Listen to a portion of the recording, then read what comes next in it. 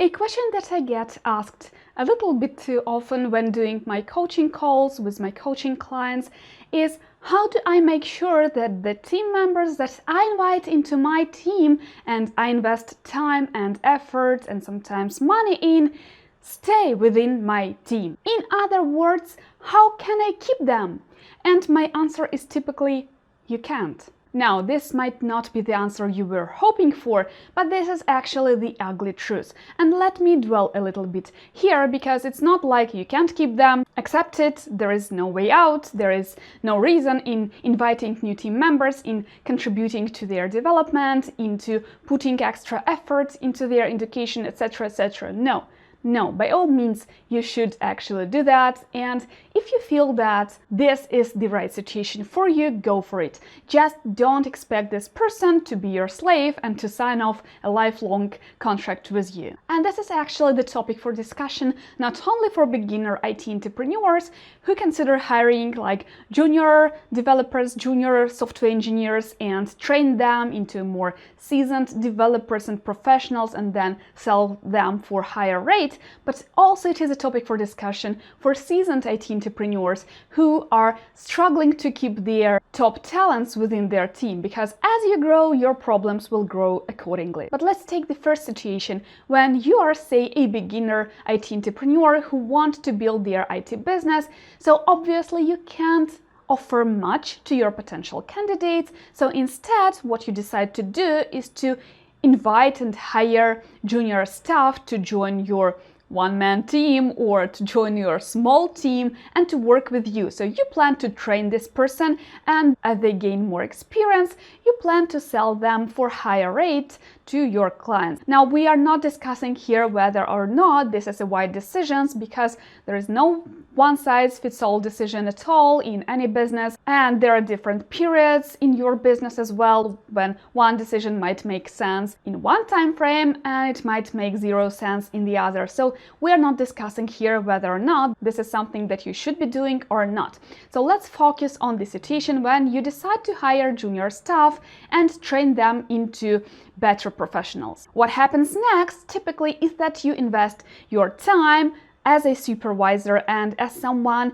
who wants to make sure that this person actually starts to work within your team and not just, spend the time without bringing any value to your company. Secondly, you'll invest a lot of effort, probably training this young developer yourself or with the help of someone else from your team.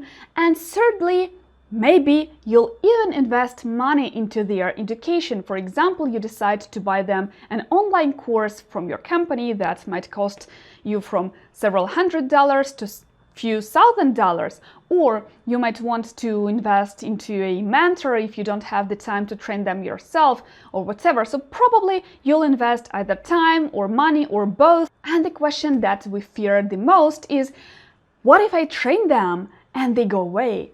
So what if all the effort, all the money that I put into this person just vanishes? So should I be doing this at all? And my answer is, if you decide to go this way, there is a way to do this right. And the first thing you should keep in mind is that when you hire a junior staff, a junior software engineer, and say you want to invest money into their development, then make sure that you have an agreement with this person for them to work, say, for at least a year after their training is being done, or 6 months, or whatever arrangement you think is suitable for your particular case and suitable for the person as well.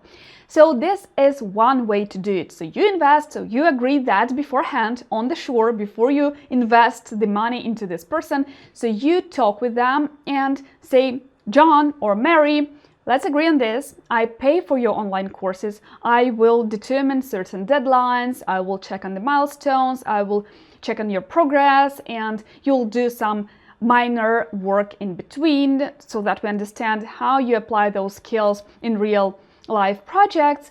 But after your education is over, I expect XYZ results, and I expect you to work for our company for at least 6 months or 1 year or 2 years. So it really depends on what package you are offering to them. So this is one way to sort of play it safe when you go this way. And there is another aspect to this, and that is you should be expecting them to leave from day one. And please don't throw your tomatoes at me. I know how it may feel and sound, but this is the ugly truth that you should come to terms with, because there is nothing in the world that will stop your employee from leaving if they really want to. They're not your slaves. Surprise!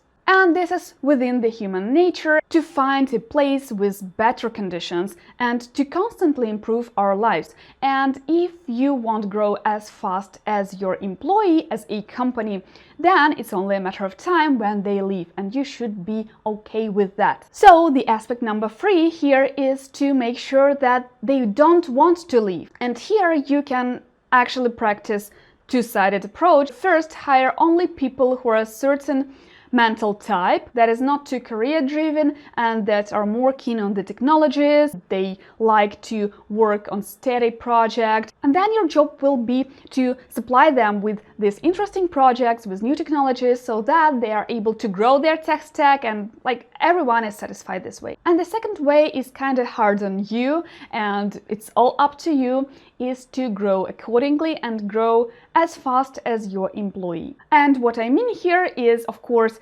benefits, of course, new interesting projects, of course, more clients, of course, raising rates as they grow, because you can't use the person at the rate that you hired them in the first place. So say you hired some junior software engineer, some intern or whatever, at the rate of 10 or 12 or $15 per hour, and you never grow this rate, never raise this rate, even though they excelled at their job and even though they learned new skills. So actually they cost more at this stage, and it doesn't really matter that it was you who put in this extra effort so that they are able to grow. It doesn't really matter. So accept it as a fact that as soon as your employee becomes more trained and more experienced, you have to raise the rates according to their expectations. And always have a talk with your employees and to understand whether they are happy, to catch those early signs of wanting to quit, if you know what I mean. So don't be afraid of losing team members. You can't keep them in any way except that you grow as fast that they don't want to leave. For example, if you're in a great startup, of course they won't want to leave. But sometimes it's not only about benefits, it's not only about professional development. There might be reasons outside of your competence, outside of your sphere of influence, and you should be okay with that as well. Let me share a personal example here. In my company, we've been training several interns and junior software engineers at different times. Each story is different, but there was a case when we had a junior software engineer who was brilliant and he was genius. And yes, he made mistakes, but overall he did perform great and he grew faster than we could. So we couldn't keep up with his expectations, and he quit to work for a company that had a world name. So that's one case. Another case is we had another great software engineer, and she was brilliant, she was genius. We loved working with her, and we worked with her for 2 years. So again, we took this person straight from the university, and she actually still studied at the university at the time. But then what happened? War in Ukraine, and she had to evacuate her city, she had to leave the country, and of course she preferred to find a job at a local company somewhere abroad. So of course this is something that was outside of our influence, outside of our responsibilities, and this is actually something that you cannot control, and you have to be okay with that. There are situations that you cannot control, there are situations when you will just lose your contractors, your employees, your people, and there is no way you can keep them if they want or have to leave. But it doesn't mean that you shouldn't hire these junior staff or people you have to train in order for them to become a solid part of your team, and then they just leave. And you don't want to begin this process at all, and because this is so desperate, it's all for nothing, it's all in vain. No, you shouldn't be thinking like that. Just put certain conditions. Say, if I invest money into you, make sure you work for a set period of time for us, and then if you like us, we proceed our cooperation. If you don't, okay, we can't keep you.